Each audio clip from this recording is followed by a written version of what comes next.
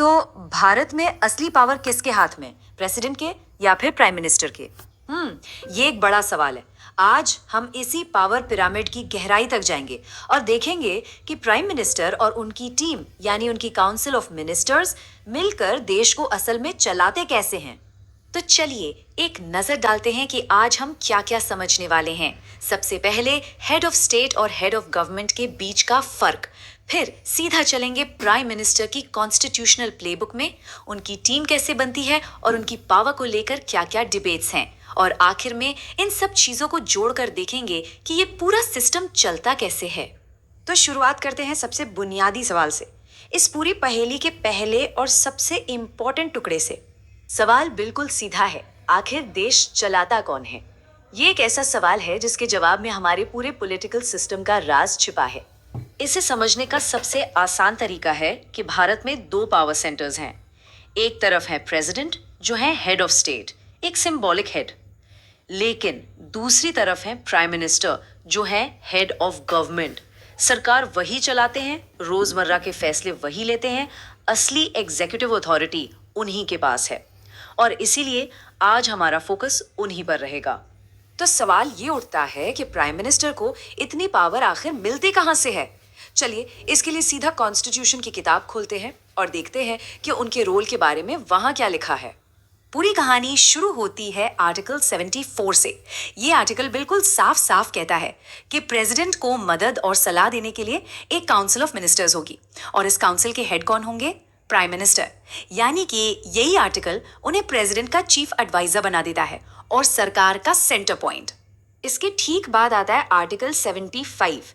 ये बताता है कि नियुक्ति कैसे होगी। फॉर्मल अपॉइंटमेंट तो प्रेसिडेंट ही करते हैं प्राइम मिनिस्टर की, लेकिन इसके अलावा बाकी मिनिस्टर्स का टर्म, उनकी सैलरी, ये सब चीजें भी इसी आर्टिकल में आती हैं। और फिर है आर्टिकल 78। ये एक तरह से प्राइम मिनिस्टर को इंफॉर्मेशन का गेट कीपर बना देता है। इस आर्टिकल के तहत उनकी ड्यूटी है कि वो काउंसिल ऑफ मिनिस्टर्स के सभी डिसीजंस प्रेसिडेंट तक पहुंचाएं। मतलब वो गवर्नमेंट और हेड ऑफ स्टेट के बीच एक बहुत ही जरूरी ब्रिज का काम करते हैं। तो प्राइम मिनिस्टर बनने का प्रोसेस क्या है? देखिए, ये 3 स्टेप्स का प्रोसेस है। स्टेप 1, प्रेसिडेंट उन्हें अपॉइंट करते हैं, लेकिन और ये सबसे जरूरी है, स्टेप 2, उनके पास लोकसभा में मेजॉरिटी का सपोर्ट होना चाहिए। और स्टेप 3, अगर ये कॉन्फिडेंस, ये विश्वास चला गया तो उन्हें रिजाइन करना पड़ता है। सारा खेल आखिर में पार्लियामेंट्री कॉन्फिडेंस का ही है। प्राइम मिनिस्टर का रोल एक नहीं बल्कि कई रोल्स का मिक्सचर है। सोच के देखिए, वो प्रेसिडेंट और कैबिनेट के बीच का लिंक है, वो गवर्नमेंट के सबसे बड़े स्पोक्स पर्सन है, पूरे देश के नेता हैं, देश की डोमेस्टिक और फॉरेन पॉलिसी को शेप देते हैं, और जैसा हमने पहले देखा वो प्रेसिडेंट के चीफ एडवाइजर भी हैं। काफी सारी जिम्मेदारियां हैं। लेकिन हाँ, प्राइम मिनिस्टर ये सारा काम अकेले नहीं करते। उनके साथ होती है उनकी पूरी टीम, काउंसिल ऑफ मिनिस्टर्स, और यही टीम है जो गवर्नमेंट का असली इंजन है। इस टीम का स्ट्रक्चर बेसिकली 3 टियर का है। सबसे ऊपर होते हैं कैबिनेट मिनिस्टर्स जो बड़े बड़े इंपॉर्टेंट मिनिस्ट्रीज जैसे होम, डिफेंस, फाइनेंस ये सब संभालते हैं। फिर आते हैं मिनिस्टर्स ऑफ स्टेट, ये या तो इंडिपेंडेंट चार्ज रखते हैं या फिर कैबिनेट मिनिस्टर्स को असिस्ट करते हैं। और तीसरे लेवल पर आते हैं डिप्टी मिनिस्टर्स, जिनका रोल इन सब को सपोर्ट करना होता है। और यहाँ एक बहुत ही इंपॉर्टेंट रूल है। 91st अमेंडमेंट के हिसाब से काउंसिल ऑफ मिनिस्टर्स की टोटल स्ट्रेंथ लोकसभा की टोटल सीट्स के 15% से ज्यादा नहीं हो सकती। ये रूल इसलिए बनाया गया ताकि सरकार हद से ज्यादा बड़ी ना हो जाए। और फिर एक कॉन्सेप्ट आता है जिसे कहते हैं कलेक्टिव रिस्पॉन्सिबिलिटी। इसका मतलब बहुत सीधा सा है, सब एक साथ डूबेंगे या एक साथ तैरेंगे। पूरी काउंसिल ऑफ मिनिस्टर्स एक टीम की तरह लोकसभा के लिए जवाबदेह है। अगर नो कॉन्फिडेंस मोशन पास हो जाता है तो सिर्फ एक मिनिस्टर नहीं, पूरी की पूरी टीम को, पूरी सरकार को रिजाइन करना पड़ता है। चलिए अब एक थोड़ी इंटरेस्टिंग डिबेट पर चलते हैं। आखिर प्राइम मिनिस्टर कितने पावरफुल हैं? क्या वो बस अपनी टीम के कैप्टन हैं या उससे कहीं ज्यादा? एक व्यू ये है जिसे लॉर्ड मॉली ने कहा था कि प्राइम मिनिस्टर प्राइमस इंटर पारेस है। ये एक लैटिन फ्रेज है जिसका मतलब है फर्स्ट अमंग इक्वल्स, यानी बराबर वालों में पहले। इस व्यू के हिसाब से वो टीम कैप्टन जरूर हैं, लेकिन टीम के बाकी मेंबर्स उनके बराबर हैं, वो उनके बॉस नहीं हैं। लेकिन एक दूसरा नजरिया भी है।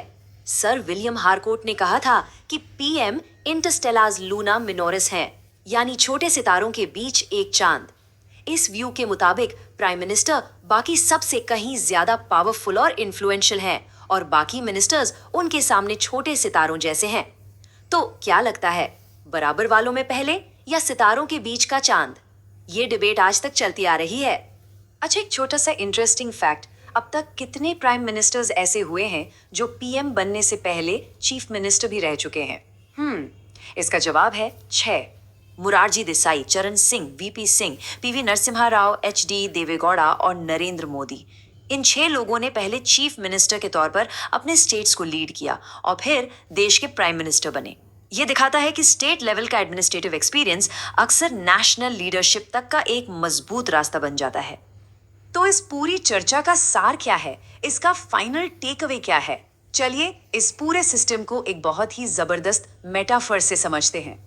पॉलिटिकल साइंटिस्ट मुनरो ने कहा था कि prime minister the captain of the ship of the state है, यानी राज्य रूपी जहाज के कप्तान।